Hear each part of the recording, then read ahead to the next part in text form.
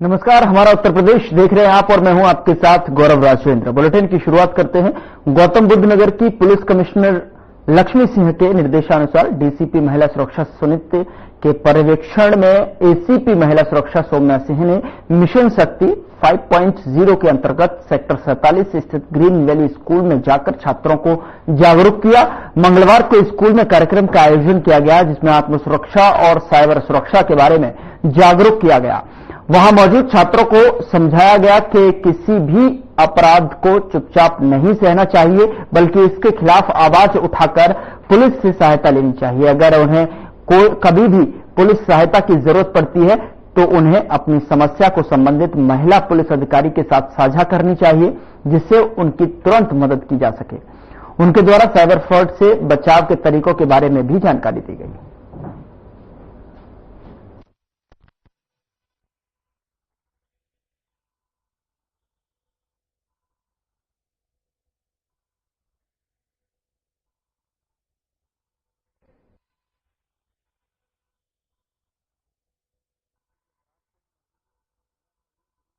School में जागरूकता अभियान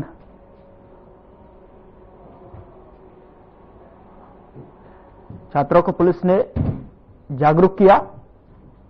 किसी भी अपराध को सहना नहीं चाहिए, उसके खिलाफ जो है पुलिस में शिकायत करनी चाहिए। उधर हरियाणा विधानसभा चुनाव के नतीजे आ गए हैं जिसमें बीजेपी ने जीत हासिल कर हरियाणा में सत्ता में वापसी की है। बीजेपी की हरियाणा में इस ऐतिहासिक जीत के पार्टी के स्टार प्रचारकों में अहम भूमिका निभाई है जिनमें प्रदेश के मुख्यमंत्री योगी आदित्यनाथ भी शामिल हैं। हरियाणा विधानसभा के चुनाव में सीएम योगी का जादू सर चढ़कर बोला है। सीएम योगी ने हरियाणा के जिन क्षेत्रों में पार्टी के लिए चुनावी प्रचार किया उस क्षेत्र में बीजेपी के पक्ष में जबरदस्त माहौल बना जिसका परिणाम नतीजों में साफ देखा जा सकता है।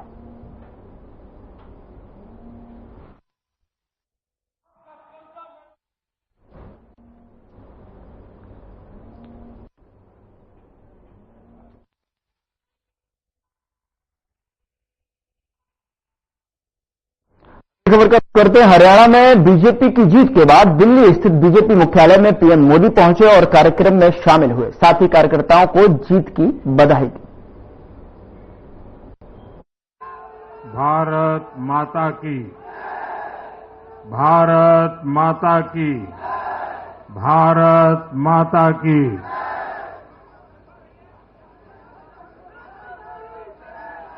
हम सबने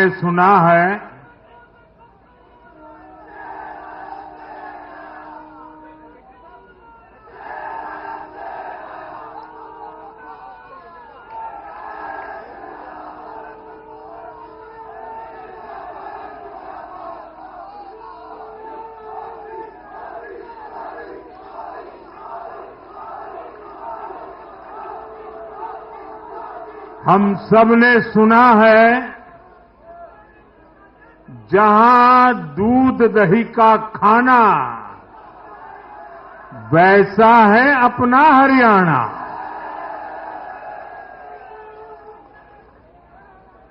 हरियाणा के लोगों ने फिर कमाल कर दिया है और कमल कमल कर दिया है। साथियों, आज नवरात्रि का छठा दिन है। मां कात्यायनी की आराधना का दिन है। मां कात्यायनी शेर पर विराजमान होकर हाथ में कमल को धारण किए हुए हैं।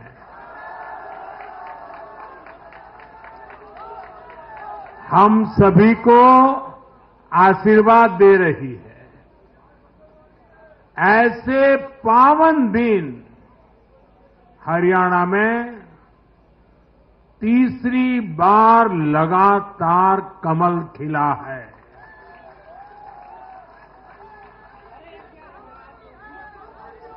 गीता की धरती पर सत्य की जीत हुई है। गीता की धरती पर विकास की जीत हुई है। गीता की धरती पर सुशासन की जीत हुई है। हर जाति, हर वर्ग के लोगों ने हमें वोट दिया है। साथियों, जम्मू कश्मीर में दशकों के इंतजार के बाद आखिरकार शांतिपूर्वक चुनाव हुए। वोटों की गिनती हुई, नतीजे आए।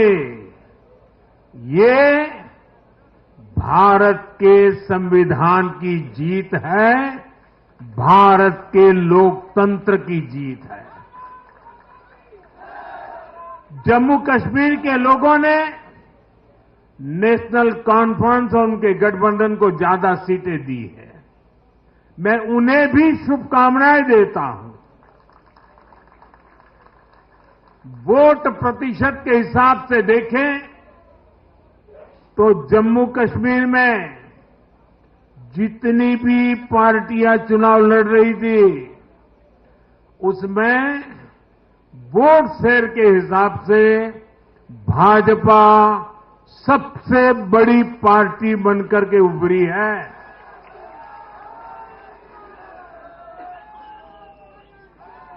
मैं हरियाणा और जम्मू कश्मीर में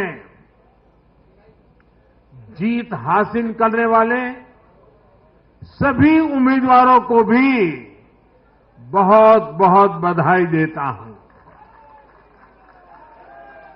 मैं हरियाणा और जम्मू कश्मीर की जनता को भी बहुत बहुत बधाई देता हूं। मैं सभी भाजपा कार्यकर्ताओं को उनके तप और तपस्या के लिए नमन करता हूं।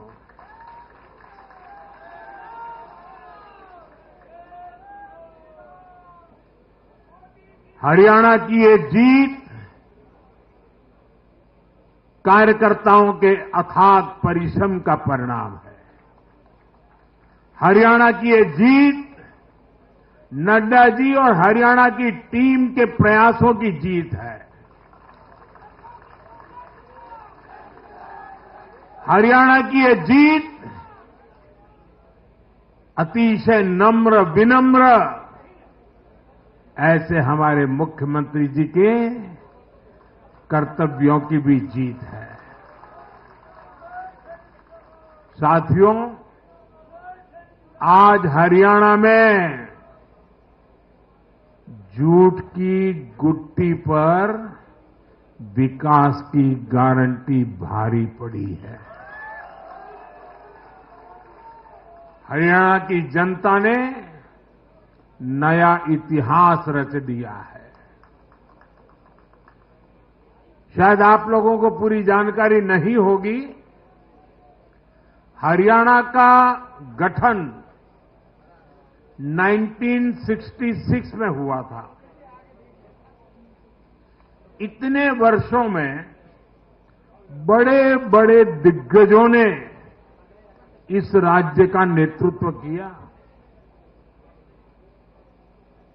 शायद हिंदुस्तान में बहुत कम राज्य के नेता ऐसे होते हैं जिनको पूरा हिंदुस्तान जानता है। एक जमाना था हरियाणा के इन दिग्गज नेताओं का नाम पूरे देश में चर्चा में रहता था। हरियाणा में अब तक 13 चुनाव हुए। 13 चुनावों में से 10 चुनावों में हरियाणा के लोगों ने हर 5 साल के बाद सरकार बदली, लेकिन इस बार हरियाणा के लोगों ने जो किया है वो अभूतपूर्व है। वो पहले कभी नहीं हुआ। पहली बार ऐसा हुआ है जब 2 कार्यकाल पूरे 5-5 साल के 2 कार्यकाल पूरा करने वाली किसी सरकार को हरियाणा में फिर से मौका मिला हो। ये भारतीय जनता पार्टी को तीसरी बार मौका मिला है। यहां के लोगों ने सिर्फ तीसरी बार हमारी सरकार नहीं बनाई, बल्कि हमें सीटें भी ज्यादा दी हैं और वोट शेयर भी ज्यादा दिया है। ऐसा लगता है हरियाणा के लोगों ने छप्पर फाड़ कर वोट दिया है। इस जनादेश की गूंज दूर दूर तक जाएगी।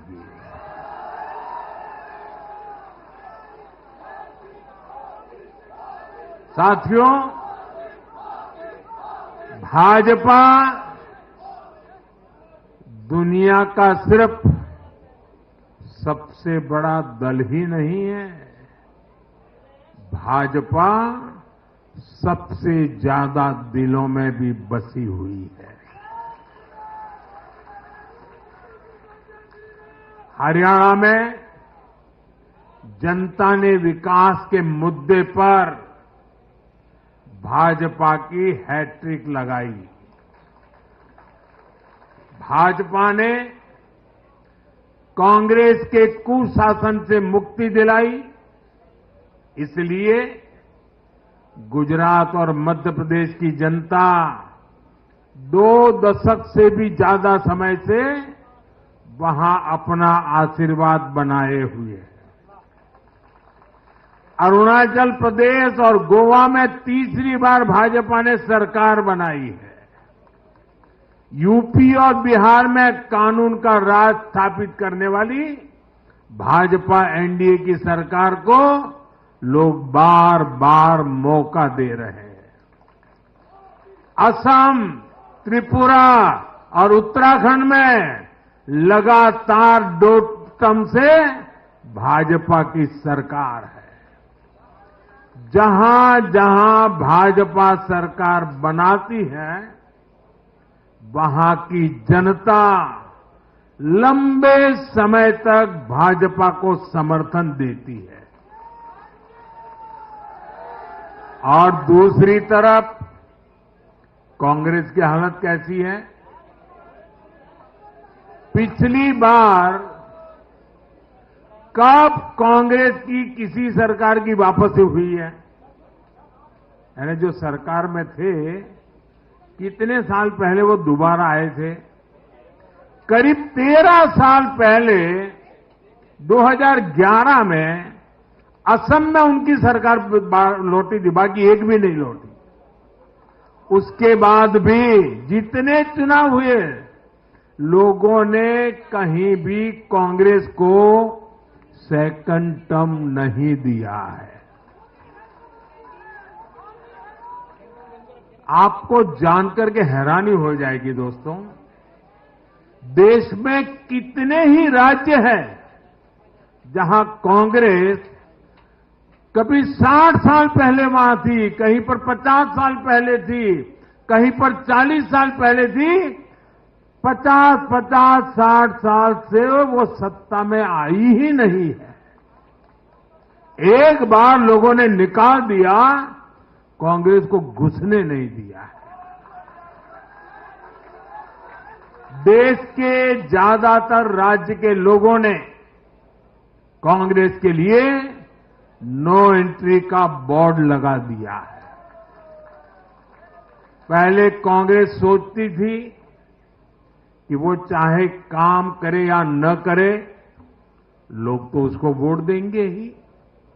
लेकिन अब कांग्रेस की पोल खुल चुकी है, उसका डिब्बा गोल हो चुका है। साथियों, कांग्रेस सत्ता को अपना जन्मसिद्ध अधिकार मानती है। सरकार में ना रहने पर कांग्रेस की हालत जल बिन मछली जैसी हो जाती है।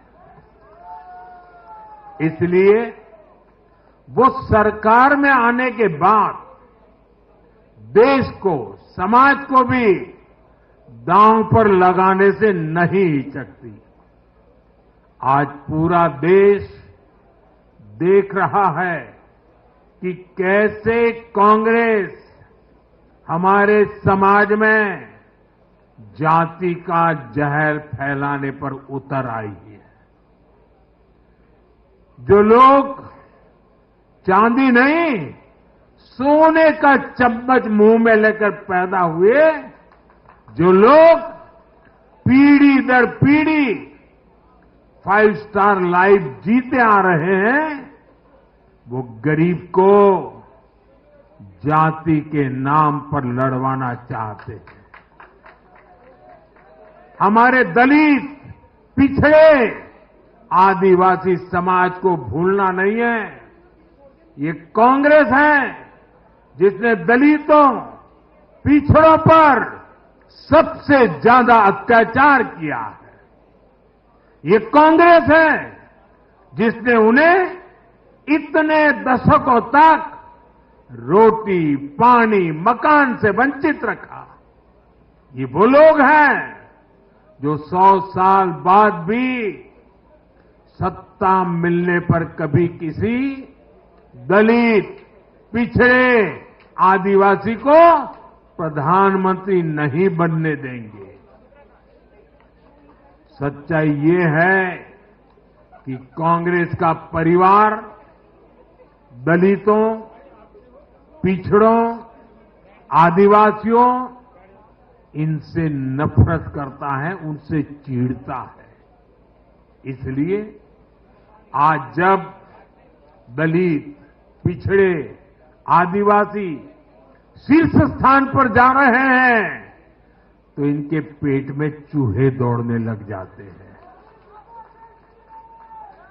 हरियाणा भी इन्होंने दलितों को, ओबीसी को भागीदारी देने से साफ इनकार कर दिया था। उन्होंने दलितों और पिछड़ों को भी अपमानित किया।